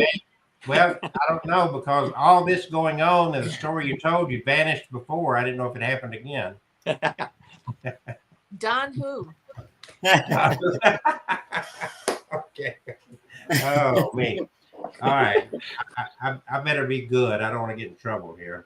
Look at this. No. What'd you do over there? Did you press a button? I'm not touching anything. This the story, they had gone, their son wanted to go to an abandoned building, and they picked one out and went with him to an abandoned building. Don had just had surgery. He didn't want to go in there. They're trying to come back. We'll see if we can get them back. And they watch, it's going to be that black circle.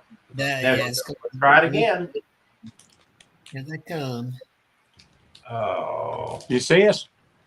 yeah. We see. I've got a song for you real quick. I was doing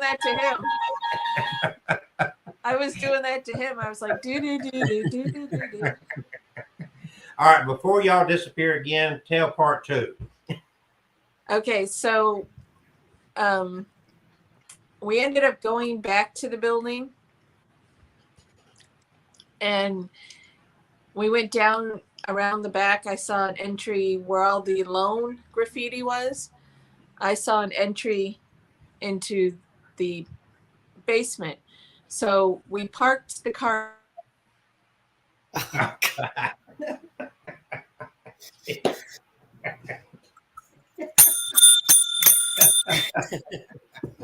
Oh my God. This is wild. Gotta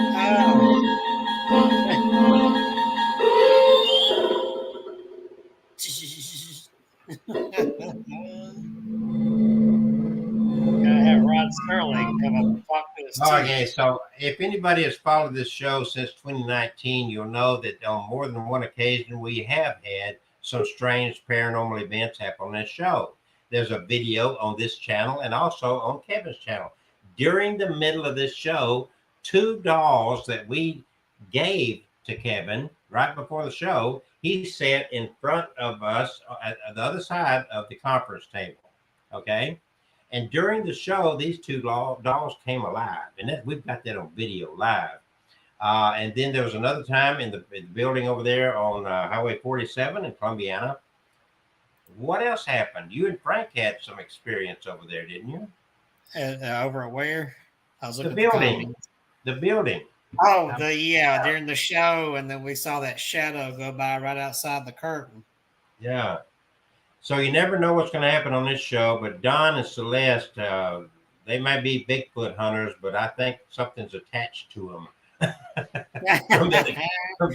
Must be from that abandoned building, I assume. It's a Bigfoot ghost. That's what it is. Oh, I don't know. It's an interdimensional something. I don't know exactly what to think of that, but that is wow. Yes, it is. That is wow. Oh, they come back. They come back. They back and forth, back and forth. All right, y'all. Let's get all in harmony now.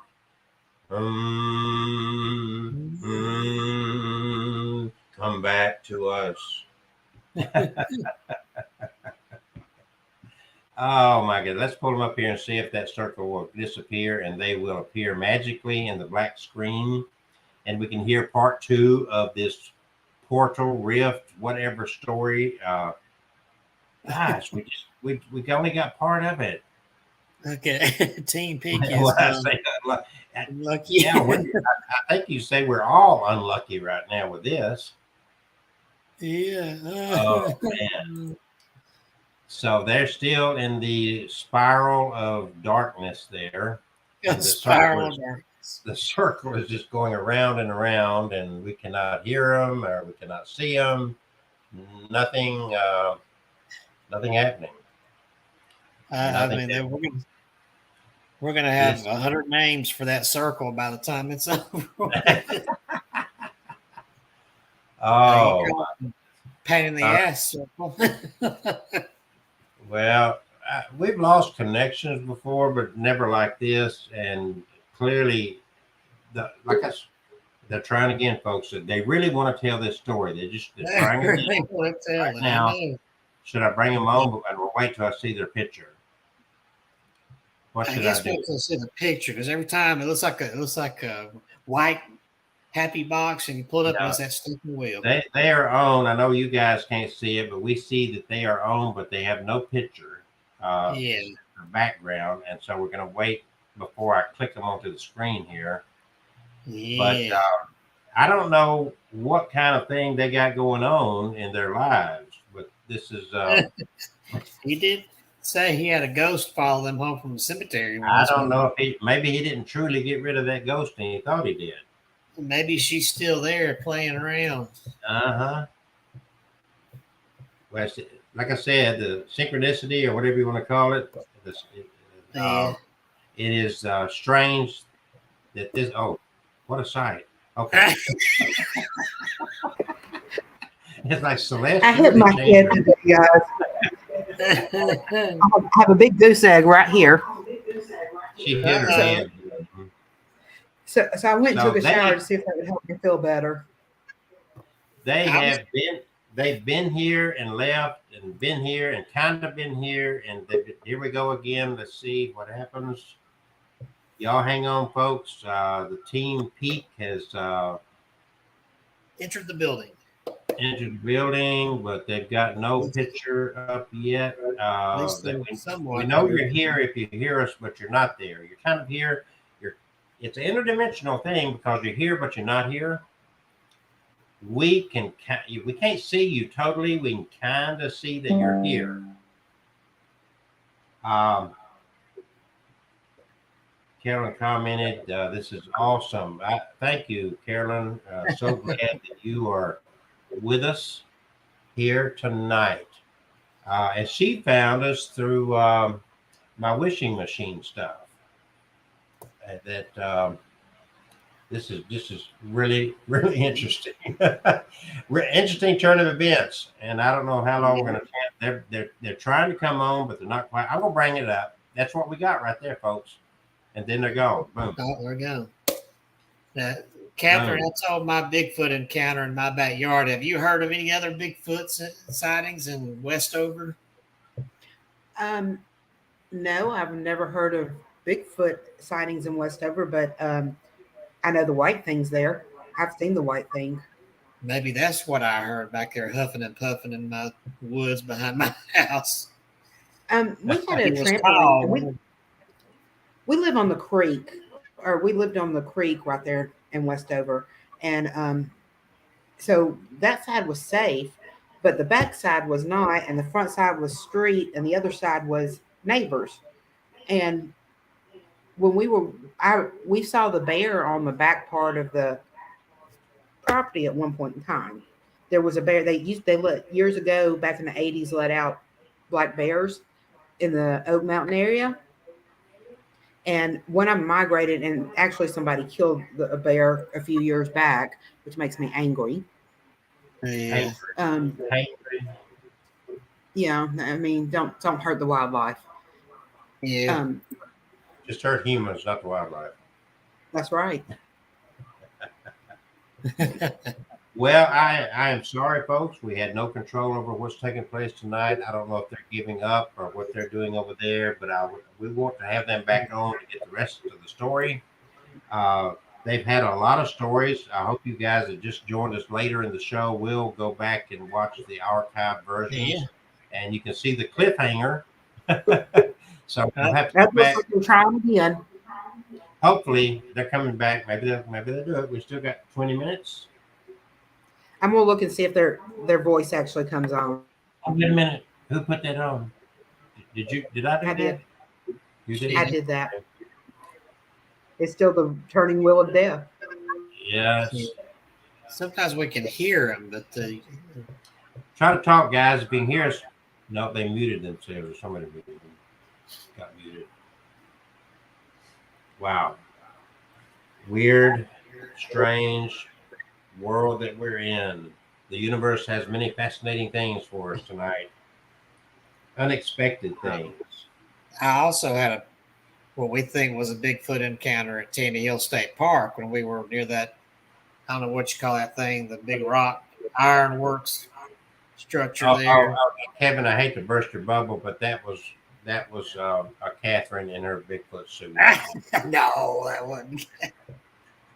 Well, we have a little boy in Westover that searches for Bigfoot in Westover. He's got the little gear and everything. He plays around the neighborhood. Well, our Tandy Hill We're gonna have encounter, it was on the I'm sorry, path from that ironwork structure. There's a path that goes through the woods. There's a hill going up next to it, but I can't remember if it was the cemetery or the old cabins where the servants are down that path. And me and my sister made it halfway down there. It's my sister and I, not me and my sister. My sister and I were halfway down the path. Thank you very much. When something up that hill, this trees are just clustered, so you can't see. Something growled and You started. should talk that way because he smokes a freaking cigar and drinks a lot of whiskey. He just keeps interrupting my story. But whatever it was up on that hill started growling and throwing rocks at us. So we booked it back out of there. And I don't know if that was Bigfoot. I've heard Bigfoot likes to throw rocks. Yeah, well, that was when Kevin, that happened. He left Hannah Hill and he was going around crying about Christian persecution. Well, now where does that come from? Christian person. I've never whined about that. Okay, I'm just picking on you. Mr. Team Peak has, what are you guys doing to us over there, people? I don't know what kind of portal that y'all got caught up in a week ago, wherever you were in that abandoned building, but I think you're all caught up in it now. It's Emma like, says they have a ghost attachment. I think that it's more than just an attachment. I think they're interfering with everything. I think Of course, Playful Rain's laughing at your little shiny chrome dome humor over there. God. Tell the series. they're still trying. They're still trying. With his whatever We're that called was. interdimensional area. We're called an I can't even say it now, Kevin. Interdimensional area. There they are again. Are they back again? You know what? Maybe they're in Twin Peaks. You know, there's all kinds of strange stuff going on in Twin Peaks. Twin Peaks. So what happened to them was really, really weird, to say the least. And they did some videos on it. Let me share one of these videos here. We can do that, and we can. Are they back? I wonder if there's going to be any videos. Hold on. Let's do this. Since we can't get them that way, let's get them this way. Okay. Share the screen. And go over here. And no, I don't want Twilight Zone. It's on Facebook. You are the Twilight Zone. I am the Twilight Zone. Where, oh, where? Let me find them. That's YouTube. Some of them Kelsey cooties got into the Team Peaks computer and messed them up. Somebody's phone thing is I ringing. think that's Catherine. Where is this? Maybe we'll just do interpretive dance. Okay. And show it that Oh, here way. we go. I found it. Fine. There we go. You ready? Yeah. Okay, folks, we are near this old cemetery. Like it's been taken very good care of. Supposed to be an apparition of a fellow here, but we haven't seen anything yet. But anyway, we are just we're just doing what Celeste and I do, just hanging out and doing some wild stuff. But just last night, we'll cover that later. About the Bigfoot. That'll be another video. Yeah, that'll be another video. Our campsite. So I'm here with Celeste and her son. And we had some crazy stuff last night, sure. And today. And today. And the day's young yet. Yeah, it's still early. Okay. I'm just going to walk around the structure, give you an idea. One of the headstones says 1866. But as you can see, there's like bolts in there. But I'm not wearing snake boots right now. And we weren't actually planning on doing this. We were going for an ice run, and I got the right idea. Kind of regret it now after what just happened at an abandoned structure. I'm still a little shaken up. But the investigation continues. I don't normally like doing paranormal. I don't like it at all. I just stick with Bigfoot's living and breathing, but sometimes it finds you. Okay. So apparently this is a family burial site.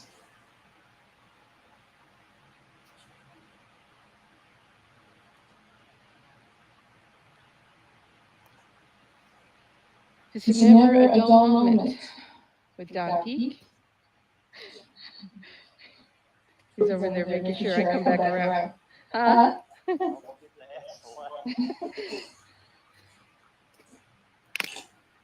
All right. Not sure what this jelly-looking thing is here on the ground. You never know what you're going to find. All right, people, stay safe out there. And Okay, so they've got, I'm trying to find the video. I don't know if they actually got a video of that or not, but where was that story? Okay, here we go. Let's get here. Teen Peak. Exploring an area, and we just had something, I don't know what you want to call it. Dimensional rift, I don't know. But my son is with us, and we were exploring the place. Don was waiting for us. We came out of the place. Don was nowhere to be seen. We walked around the outside of the place, never found him, hollering his name. I called him on the phone. I used the car fob to see if I could get his attention. Nowhere to be found. My son and I kept looking, hollering for him. They were inside an abandoned structure. Okay, I didn't go in because of my abdominal surgery. But anyway, I was standing out there by our vehicle and waiting for them. Well, anyway, about 8, 9, 10 minutes. Yeah. Anyway, I was waiting for them, and anyway, they were already out, and they was I don't know, about 30 or 40 yards from me, and they said that they had come up to the vehicle, and I wasn't there. Well, I was there the whole time, and I didn't see them. I didn't see them at all, and so we don't know what the hell's going on, to tell you the truth. But I tell you one thing, we're not going to wound up in a 411 thing. So what we're going to do is we're not going to separate anymore. So it's just the way it is. And man, this is the weirdest. Is this one of the weirdest things that's ever happened to us? It's definitely. Yeah. I mean, it just, yeah. I mean, she never.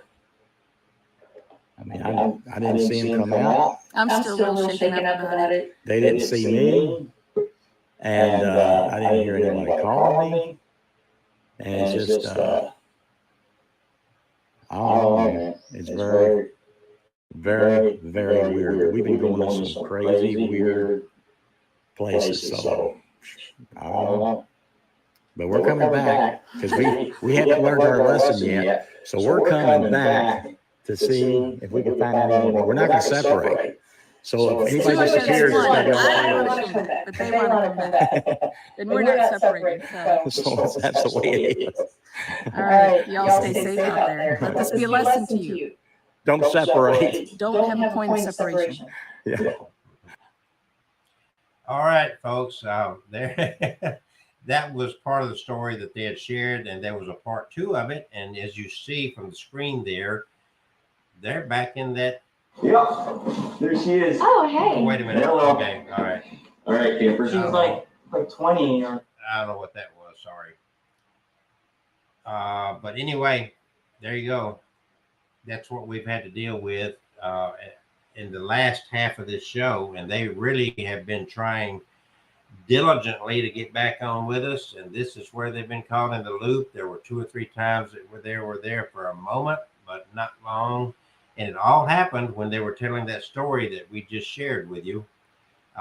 Unfortunately, what I propose to do is to have them back. We'll try again next Tuesday night and see if we can get the rest of the story, because I'm interested in the rest of the story too.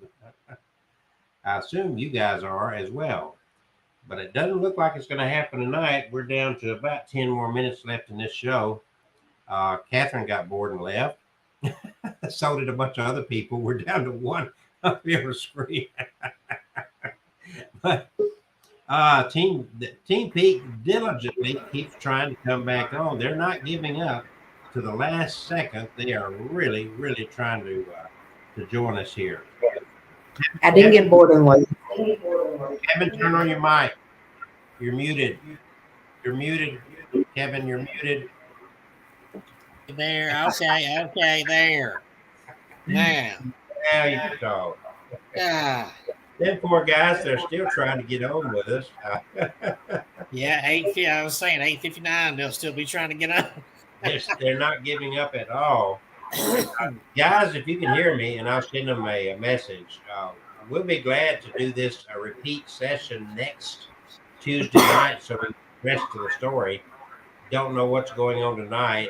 It is on their end because we're not having any issue between us, are we? And Kevin is way over in Neverland, the other side of Shelby County. So anyway, we're all on different connections and whatnot. Unfortunately, Team Peak has run into some paranormal activity that started sometime a week or so ago and is still following them all the way to Abnormal, Alabama. Yeah. Yeah, Kentucky's got some crazy ghosts up there. So what do you think, Kevin? I'll start with Catherine. You heard the story. Well, how would you describe what happened to them? What would you think would be happening? What happened there? Asking me or Catherine? Catherine first. Oh, okay. Okay, you're asking me what happened to. Can you repeat that, please? The story they just told, is that interdimensional? What's this missing thing? I mean, how would you theorize what happened to him?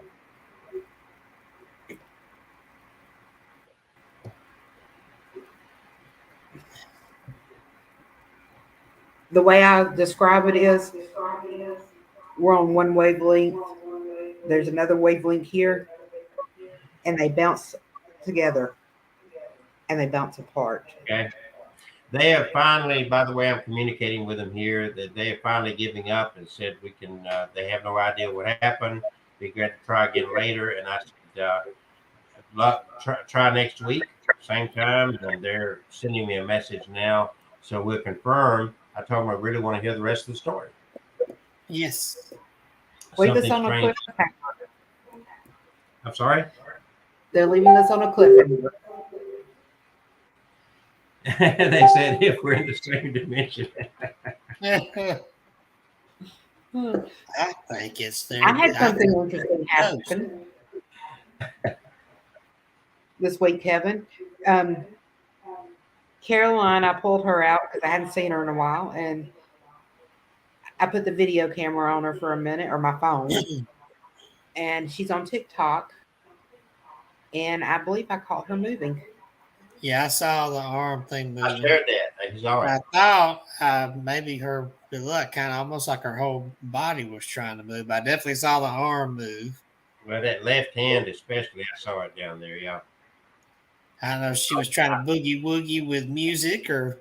No, she added that music later. I know the Sweet Caroline was added on, but I wondered if there was what was going on at the time. Was she boogieing to something? Was the TV on or anything, Catherine? I couldn't hear you, Kelsey. Was the TV on? No, the TV was not on. When Caroline was moving. I just opened her up. You know, she's been in the box for quite a while since we left the office, and I was like, she's probably update real quick. They're going to be with us next week. We're going to finish this up next week. Just have a lengthy communication with them. So spread the word. The rest of the story next week, 7:00, right here, same time. Well, that Wheel of Death is not invited. So Well, we're going to have a internet cleansing. I was going to say, I'll burn some sage. All right. So go ahead with your story. I'm sorry. I just wanted to update real quick.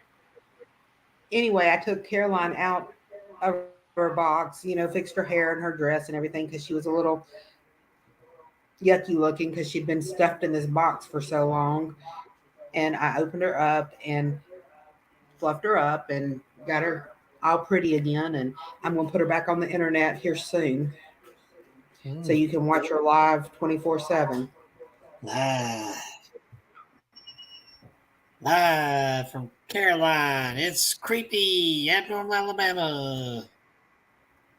I had Shirley sitting here. I've just left her on my desk because I like her sitting here while I'm working. So she's so pretty. She's just staying right here.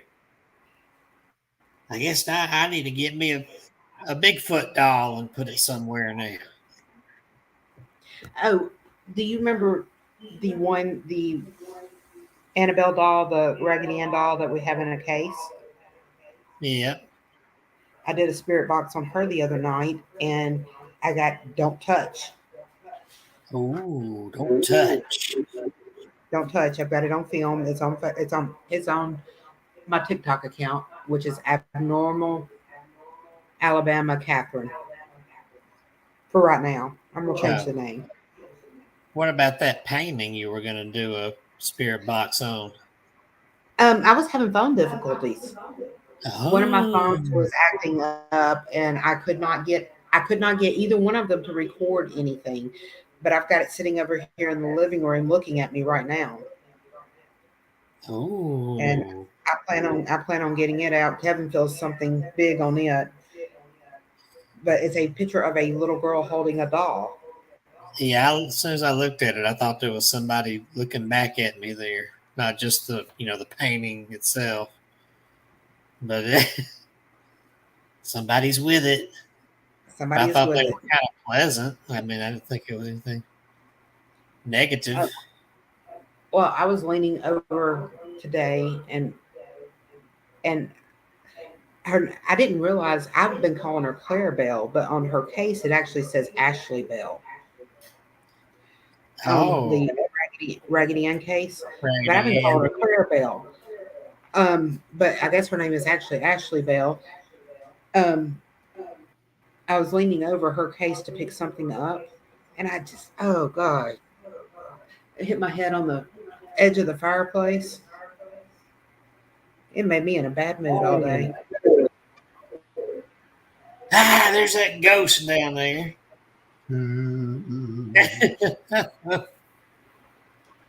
Well, it's been an interesting night, folks, here at Abnormal, Alabama. We had interesting stories and a very interesting last hour of the show.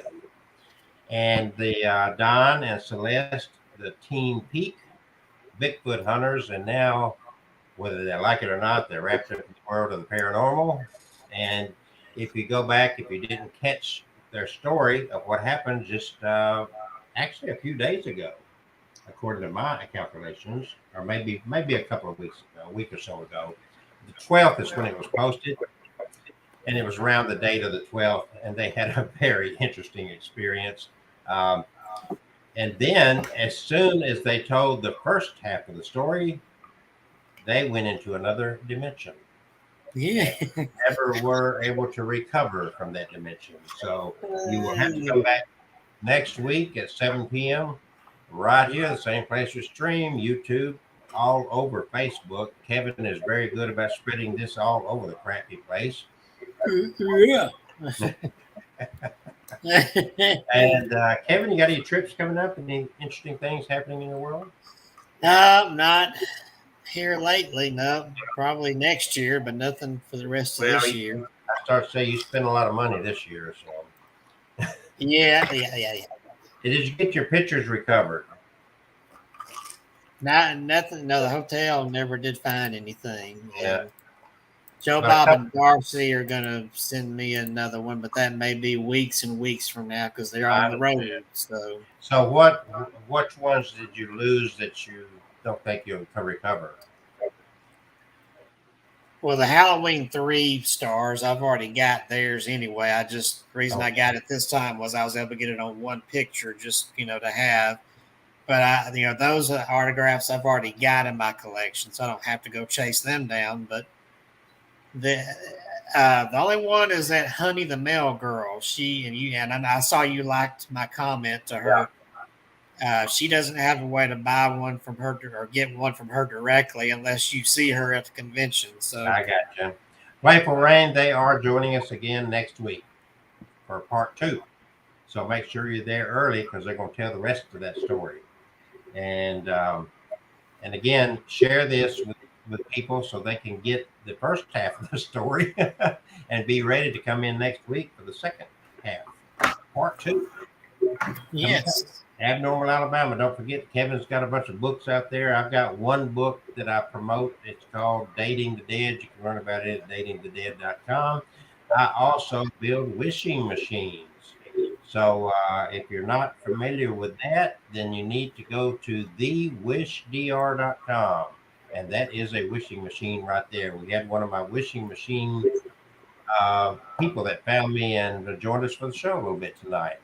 So join us next week. It is, we got 1 minute. Anything y'all want to say? TikTok. Be sure to follow me on Abnormal Alabama Catherine on TikTok. She is the magnet fishing lady. We were going to do that today, got tied up and didn't make it. So we're going to get back into that. Got to be out of town for the weekend for a wedding up in Huntsville, Alabama. So a lot of things going on, but we're not going to give up on the Tuesday night show. That's for sure. Yep. So everybody have a wonderful, pleasant evening to the best of your ability. Stay out of the portals. Do not get caught up in the vortex. And then we may see you right here in 1 freaking week. Say good night. Good night. Good night, everyone.